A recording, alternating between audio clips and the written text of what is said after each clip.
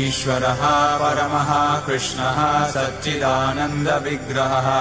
अनादिरादिर्गोविन्दः सर्वकारणकारणम् चिन्तामणिप्रकरसद्मसुकल्पवृक्ष